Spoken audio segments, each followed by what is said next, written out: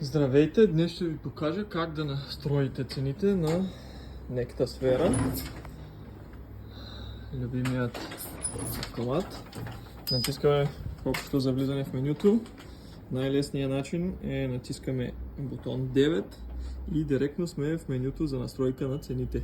Машината разпознава първата селекция, първата спирала, 21 в случая. Center потвърждаваме да спре да мига номера на позицията. След като започне да мига цената, можем да въведем цена, каквато сме решили. Center потвърждаваме и машината автоматично отива на следващата селекция, която разпознава.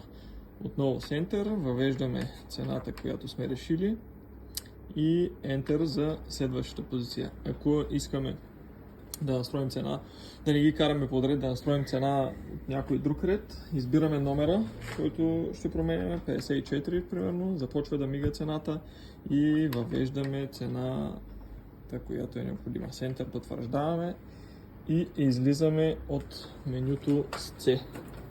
Се връщаме в нормален режим на работа на машината.